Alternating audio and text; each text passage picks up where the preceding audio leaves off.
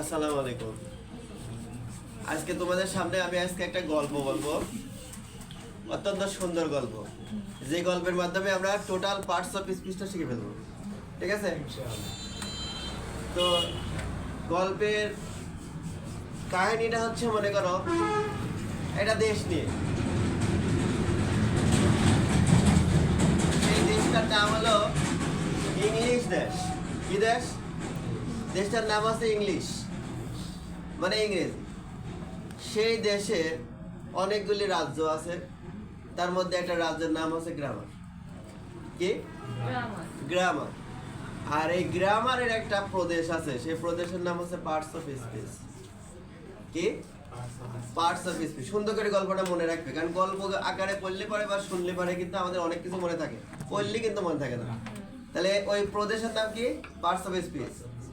তার একটা, ওই প্রদেশের একটা রাজা ছিল, রাজার নাম হলো নাউন। রাজার নাম কি? ভালো করে বুঝবে কিন্তু, রাজার নাম কি?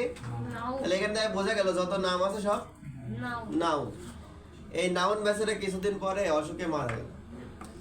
মারা যাওয়ার পর তাহলে নাউনের পরিবর্তে আসলো কে? প্রোনাউন। নাউনের পরিবর্তে তো ওই স্থানে এখন আসা লাগবে না, তাহলে নাউনের পরিবর্তে যা বসে সেটাই প্রোনাউন। ক্লিয়ার? এখন প্রোনাউন বেটা এসে দুর্নীতি শুরু করলো কিছুটা। এই যে নাউন আর প্রোনাউন এত বছর ধরে কি করলো, রাজ্য সরকার একটা গোয়েন্দা পাঠালো। কি পাঠালো?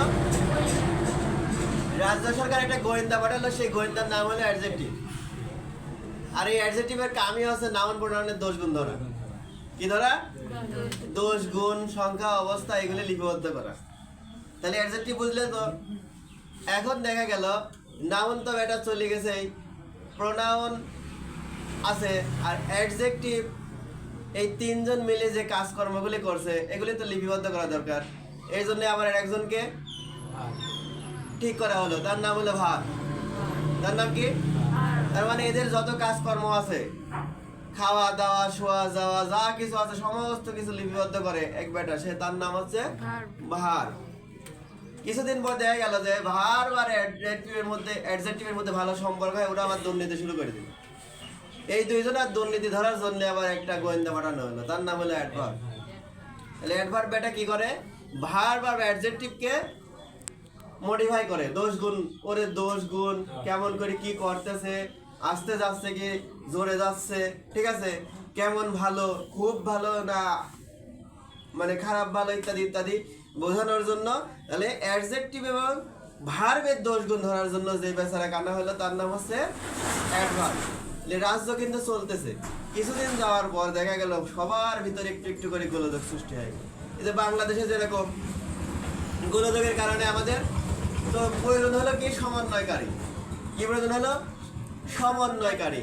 এই মাঝে মাঝে সমন্বয়কারী বসা দিয়ে দিয়ে আমাদের দেশটাকে আবার একটু ঠান্ডা করার ব্যবস্থা করা হলো। আর এই সমন্বয়কারী বেটাই হলো প্রিপোজিশন।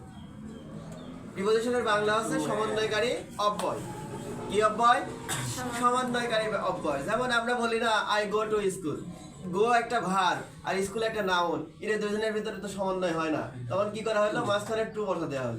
তাহলে তুই এখানে মাঝখানে একটু সামান্য সময়ের জন্য বসে থাক, যাতে এরা দুজন গোলযোগ না করি। ঠিক আছে? এইরকম। তাহলে এই সমন্বয়কারী কিরা? প্রিপোজিশন।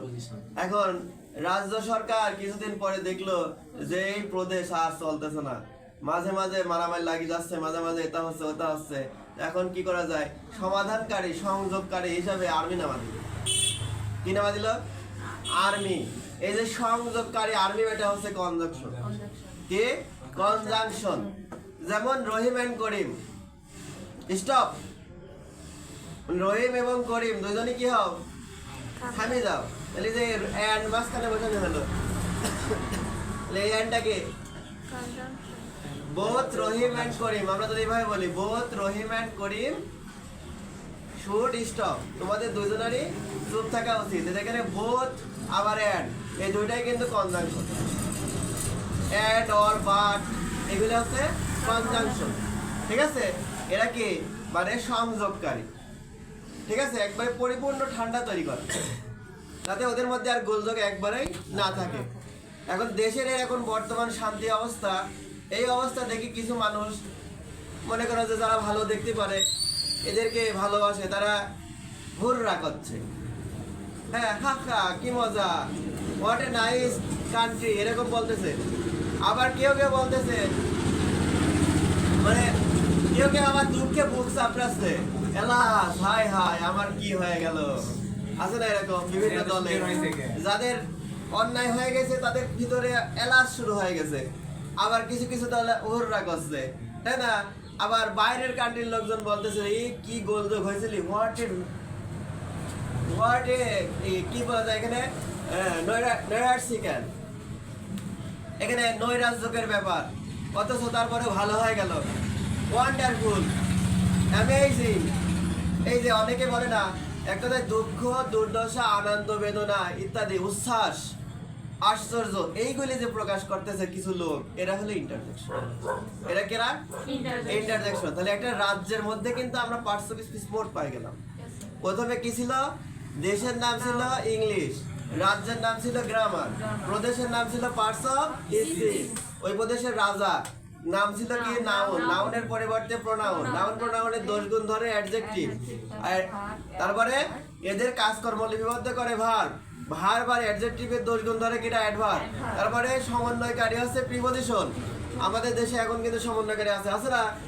এরপরে যখন গোলযোগ বেশি হয়ে যায় আর্মি না পায় দেয়, আর্মি তার মানে সংযোগকারী, সংযোগকারীকে কনজাংশন, সরকার এবং জনগণের মধ্যে সংযোগ তৈরি করে হচ্ছে কনজাংশন।